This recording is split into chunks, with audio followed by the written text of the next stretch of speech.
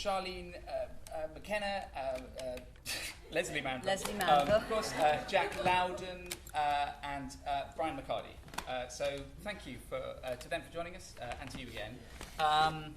So, another cheerful evening here at Mr. Ibsen. Wow. I want to get a steer from you guys on what you think Richard Eyre, in both his version and his production, have brought to this play. I overheard somebody saying at the end, that's the first time I've ever found it shocking, which I thought was certainly something I felt as well. What is it about what Richard's done with this play that makes it so hard-hitting or different to previous versions? I think it's... Well, no, he's cut out there's a Chinese whisper element with Ibsen, which is there's a vague perception on how it should be played by how it's been played in previous productions.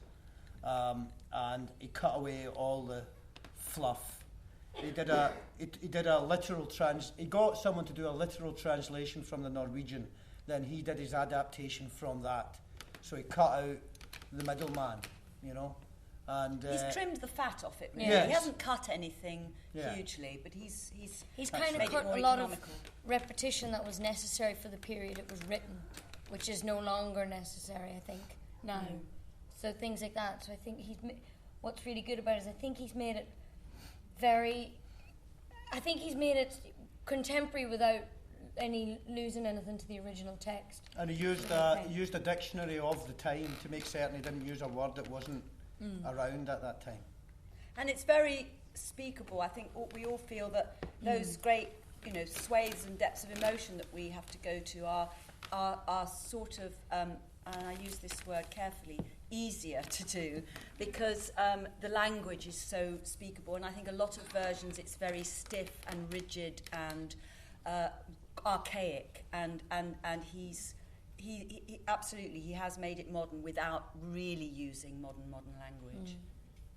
And he's taken the interval out as well, which just gives it that wonderful momentum that I think some other productions don't have. But as well as being shocking, it's also surprisingly light as well, and much more sort of tactile than you often see Ibsen. It doesn't feel stuffy in any way. I didn't know it at all, and I hadn't read it or seen it, and so I'm glad I hadn't really, but I understand that a lot of it is often just played very darkly and very gloomily, and of course the play becomes deeply dark and gloomy, but there is, in life, we've all had a tragedy in our life, I'm sure, and depression and sadness, but I don't believe that somebody is in that state all the time.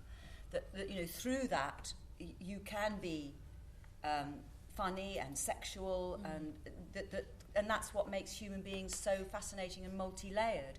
That it's not just one emotion all the time. It's the gallows humour. Yeah.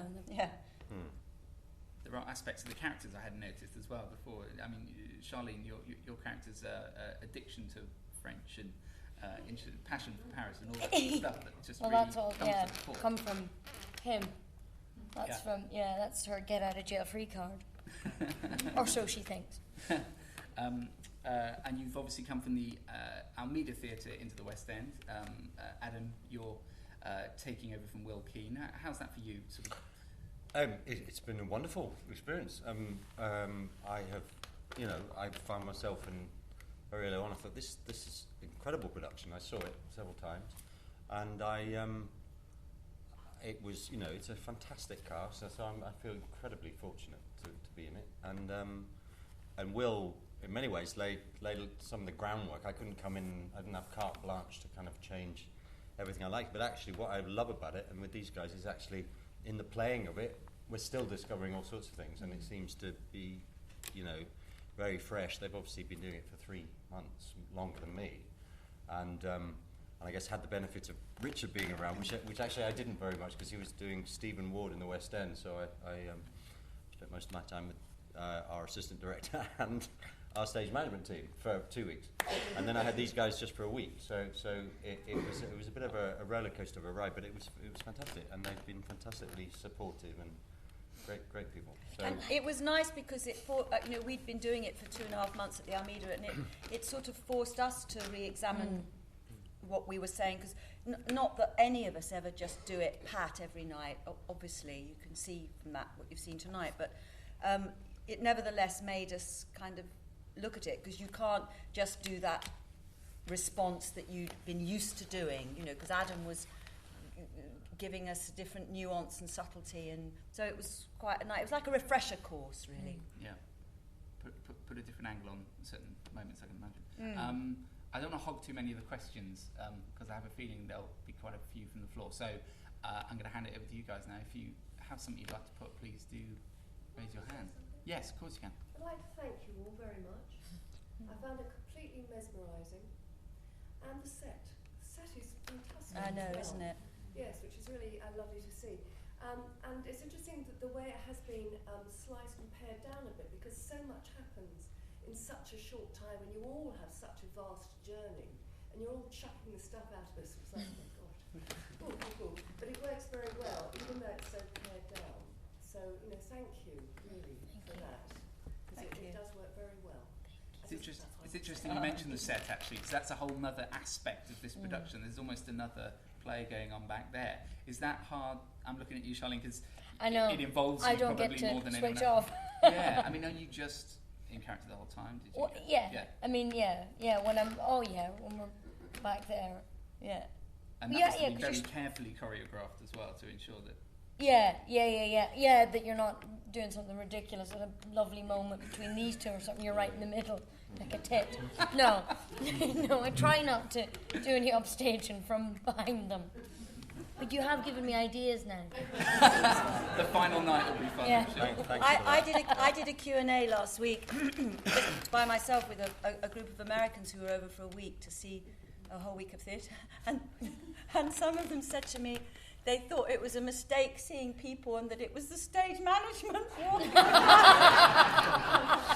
And I said, no, actually we are a little more professional than that. Did they wonder why stage management was dressed in our clothes? Exactly. I mean, I just didn't want to push it any further because it was such a ridiculous notion.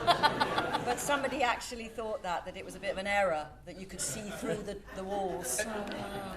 As if you were going to go after 3 months of doing it. Oh, you can see. We better change that. So if anyone was going to say that here tonight, then cancel that question. And leave. Yeah. Entrances. There's a lot to do with 5 entrances. Yeah. We give good door acting. Yes. I'm looking for more hands. Yeah. You've seen Mrs. Alving find her happiness, had that crossroads moment way back when, and actually got together with the pastor.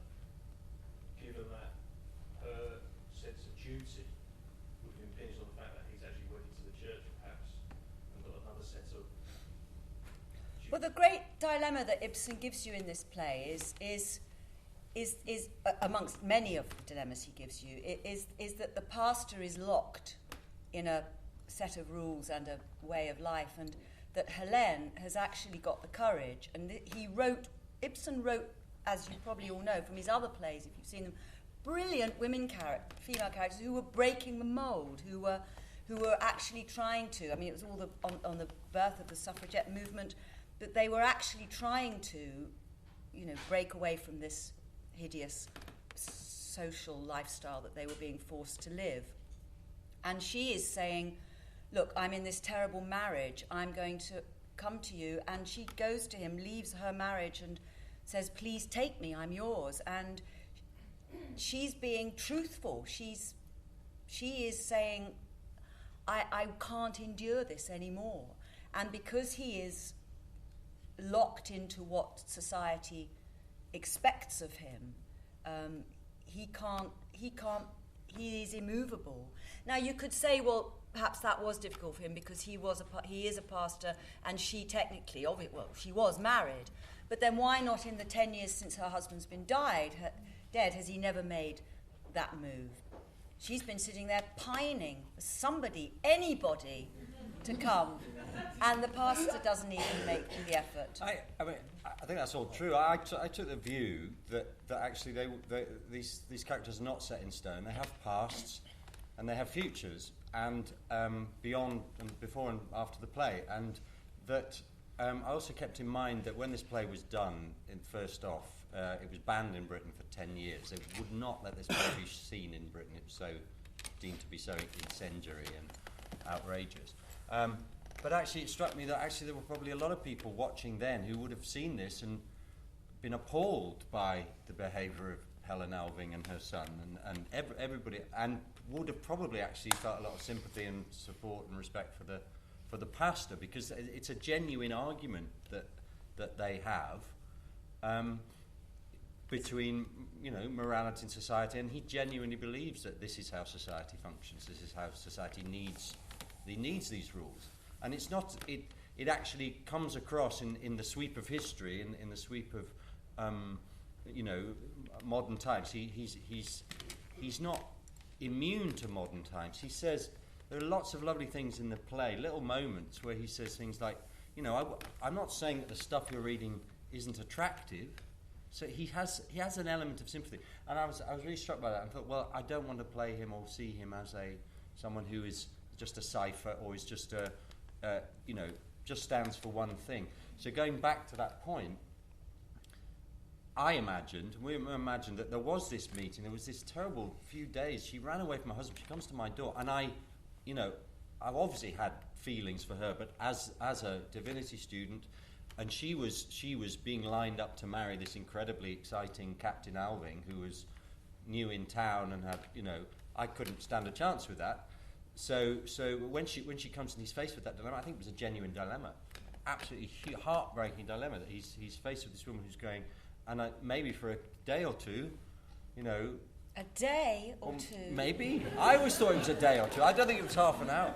I always thought they had. I thought a month. At least. A month. Jesus Christ. Okay. I think a month might have been pushing it, but I thought an intense period, shall we say? Okay, an intense period where they were wrestling with this terrible thing, and they would have been, you know, teenagers, young people, and he wasn't a priest then, you know, and his life could have gone in a different way. But now actually, he tells me.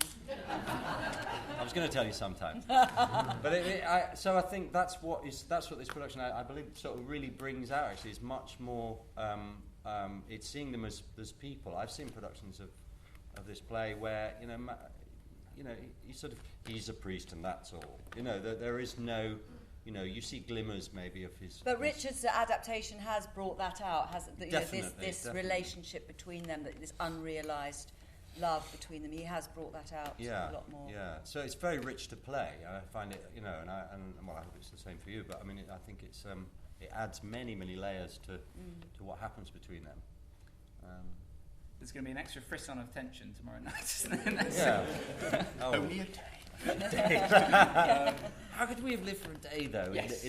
Or a month because I imagine Alving was there. He was chasing after you and he was banging on the door, and so we're having this kind of. Oh, did you think we lived in sin? Well, I was hoping. Did we actually do it? Brilliant. Yes. Yeah, I think it's absolutely wonderful. I enjoyed it immensely. I was sort of interested in the choice of like the Irish accents, the Irish characters. Scottish. Sorry. But I am Irish. Maybe that's because of an Irish heritage that I sort of picking up. Can you call it Gaelic? That's fine. I found that really interesting. And did you have actually a place in mind, or was it just to actually, again, take it away from being Scandinavian and play with our arrangements and get some sort of class? Well, it was about the remoteness of an island, and it's set in an island, a remote island off the west of Norway. So Richard decided that an island off the west of Scotland would be a close facsimile, without being precise or changing names or whatever. Yeah. It was the idea of that remoteness where Mrs. Alving can live in isolation for that extended period, as can Regina, you know, and the incessant rain, you know, and also it's a shortcut. It's a shortcut in terms of class. Well, that's what I thought came out. No, it's not. you know. It's not. I mean, that's my... to me, as an Irish person, the Scottish accents were classless. I'm completely thrown by this. To me, the Scottish accent could be a banker or a road saver. So the notion of class wasn't actually communicated by the Scottish accent. Ah, right. Well, that was okay. Well, okay, fair enough. But maybe class at the time. Well, maybe not no, so much no. now. I mean, the idea was supposed to be that not only does Regina not belong there, but neither does her father, and it's a very interesting way to introduce you to this grand house. That two people who don't actually necessarily belong there are the ones that introduce you to it. But you know, different people get different things from it. That's what I thought that was interesting, and then the fact that obviously when the family come in who haven't got those accents, that immediately settling in place.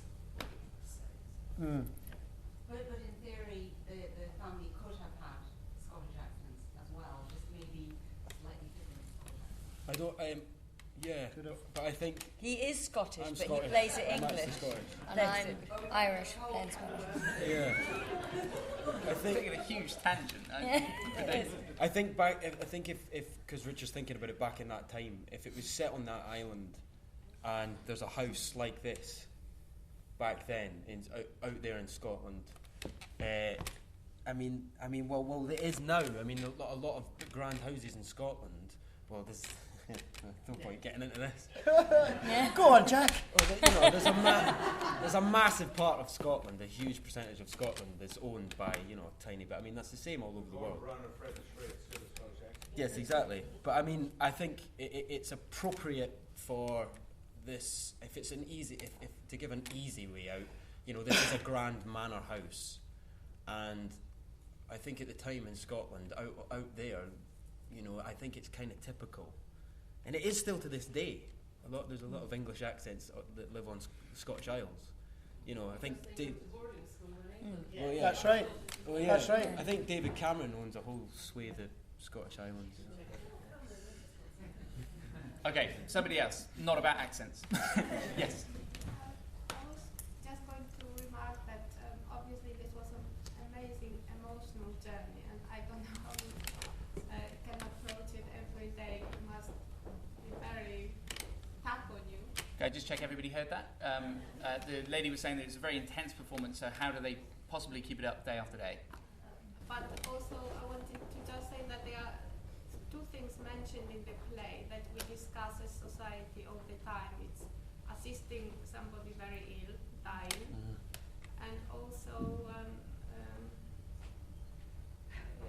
which was the other one that we also the genetic baggage that we acquire. Yes, we know scientifically that so much is depending on our genes. So I thought this was really very modern. Well, you see, that's why it was banned when Ibsen wrote it, because he was flagging up all those subjects, and of course, in 1880, nobody wanted to know about that. In drama, they just wanted a different kind of entertainment. It was too raw to be dealt with. It does deal with euthanasia, incest, all sorts of stuff. And I think in terms of how we go about it each night, I know that personally, for doing the last scene with Lesley, I have to detach myself. I'm careful what I say, but detach myself throughout it, because it's something that I've never experienced. That what happens at the end, what happens to him, and so to me, it's all. It is honestly, it's all guesswork. I can't claim to have ever. It's not like when actors who want to learn how to be, a joiner, they can go away and become a joiner. I'm not going to go and do that. Did you not go and get syphilis? No, or go and get, time. So it's actually I find it remarkably easy-ish to go through that each night, because I think it's far harder for Lesley to witness that, You know, whereas for me, it's not something I've experienced. So I'm able to detach myself, you know, but hopefully make it convincing at the same time. It is very convincing. Yeah. You know, I felt like I was. Yeah, going but through it. exactly. I don't necessarily have to convince myself, because I can't convince myself that I'd be a madman. Yeah, but Jack, it's acting, and you can do it No, I know. very well. No. Yeah, exactly. But yeah, I don't find that as hard. The end as hard as some of the other stuff. Jesus, the young, honestly. Brilliant. It's that Laurence Olivier, Dustin Hoffman thing, isn't it? Oh, yeah. He doesn't find the end very hard. You haven't done rep. It's interesting you mentioned the end, because the assisted dying is made very. I don't think there's a huge question mark over whether she goes ahead with it or not. Certainly to me, it felt like she's there, she's doing it, and the ambiguity of the end. In the rehearsal room, was that a decision that was taken, or do you feel there's still a level of ambiguity towards whether she's going to do it or not? No, I mean the original is that, you know, the original. I mean, we are doing Ibsen's, but that is the ending in all versions. You know, it is. And that's good, I think, because I think all good drama ends without tying it up in a neat bow and saying, here it is. It leaves you thinking, is she going to do that? Is she not? What if she does? How's she going to feel? What's going to be about her? What's going to happen? What if she doesn't? What if some people say to me, does she take the pills herself? You know, it leaves it all open, and that's good. That's vibrant theatre, isn't it? It's not about saying this is it, fait accompli, the end. It's not spoon feeding the audience. No, it's good. It's good. That being said, what do you think she does? No, sorry, that's a rather glib question to ask. But do you think she goes? Well, it's my personal thing. Is that I think, of course, I think she does. Yes, because she's a great woman. But yes, it's She's a woman who thinks. And she doesn't want him to go through this horrendous. Yes. And she's seen somebody go through it before, her husband. You know. I'm sure she does that. So I'm sure she does do it. I was thinking as well, does she take tablets herself? I don't No, think so. no, I don't think so. I think she'll be all right after a long time of period of grief. I think she'll be all right because she's so emancipated by this time that she'll go off and have a life. I think, eventually. She's a great heroine. I didn't know this play. I'm just amazed. Wonderful. We've probably got time for a couple more questions. So yes, lady in the middle. Oh, just an observation really. I'm sure this audience is far too sophisticated to watch Coronation Street. But it just occurred to me that this week, some of the nation were gripped by the story of Roy and Haley and their assisted suicide. And here we are, 130 years later, still tackling the same issues, which still haven't been resolved 130 years on. And it was done with tremendous sensitivity, as was tonight, which just struck me that, in 1 week you can be watching this 130 years. It's a ridiculous subject that has to be addressed, and it isn't. You know, it's ludicrous. And I have a show of hands. Watching all night there was beautifully done. Well, Coronation Street and EastEnders do exactly what we do. They leave massive cliffhangers. That was a fabulous point. It really was. Fabulous point. You've had one. Yes, go on. Building on that one, really, about the euthanasia still being very contemporary and very resolved, and that's one of the things that makes the play really immediate. But the other thing is syphilis, which is also very immediate. If you read AIDS for syphilis, I mean that's very contemporary. But the thing that's not so contemporary, which is woven into the play, is the whole concept of religion and duty and sweeping things under the carpet and what you're not allowed to talk about. And I am aware that around about the time that Ibsen wrote this play, that in England, if women had symptoms of venereal disease and went to a doctor, the doctor would not have told them what was wrong with them, because it would not have been possible for a doctor or acceptable for a doctor to admit that the husbands had been having sex with prostitutes, which many were doing. Now, what I thought was interesting when when you were doing the performance, or one of many interesting things about it, was the audience's response to some of the religious issues. And often they were seen as quite humorous. I mean, people sort of laughed at almost like it was almost an anachronism. Did you find that weaving something that was almost doesn't seem so relevant in contemporary Britain, that beautiful religious attitudes, into two themes, namely syphilis, stroke, AIDS, and euthanasia, which are very contemporary? Did you find that something of a challenge in the play? Well, I have that line of God and the law, there you have the cause of all the misery in the world. I mean, that is so resonant now, because I think that, we see all this stuff happening all over the world in the name of religion, and excused because of it. So I didn't find it difficult, but the others. I think it shows you how alone he was, Ibsen, and how brave he was, because I think that feeling is growing more and more and more, and I think with certain generations leaving us, I think so too is religious. That sentiment of your duty and things like that, and I think it's incredible that a man in that time put his work in the public to say exactly that, and it's, of course, we live in a far more free society in which we can say things like that, and I think like that programme on BBC One on a Sunday morning, the big questions, I think there's like 3 questions, and always one of the questions is something to do with religion. And one of the most ridiculous questions I've ever seen was this weekend, where it was, does Satan exist? And of course to people who follow religion, it is important. But I think that coming this far from Ibsen's time, it just shows how we can joke at it, and I think we should joke at it, and we should ridicule it. Like, we ridicule absolutely everything in this country. And I think that's what's great about it, and I think that's what this play does. And the fact that he was doing that 100 and whatever years ago is incredible. I totally disagree with that, only because I just have this, because I'm playing the religious character, but I must stand up for him. But I come back to the point I made earlier. I think there would have been a real dilemma between, and that there clearly was. I mean, that's why it was so upsetting a play and so shocking a play, because the establishment and the established church would have been, appalled by this, because it was a threat.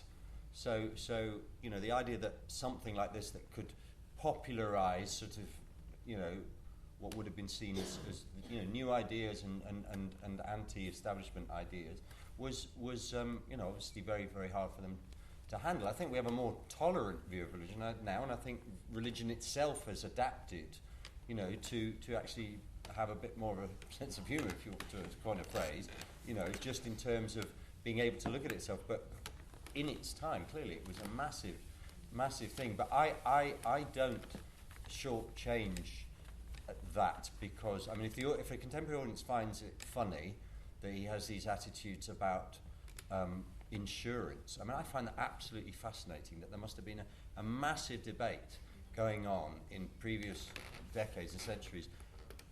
If you're religious, why would you insure anything? Why would you insure anything? God will protect us. And so, but even Manders is saying, look, I insure things, I understand, but there are these people out there. Manders I see as a small man. He's not typical.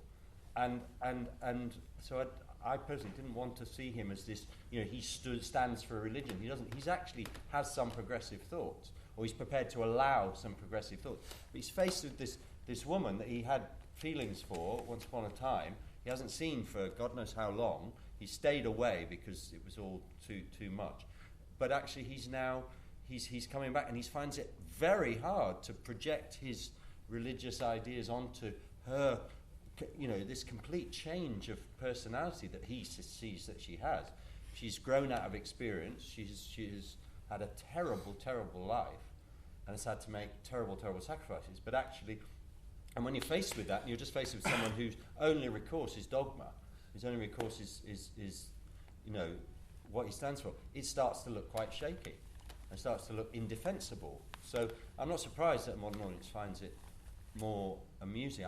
My question is, would a Victorian audience have found it the same?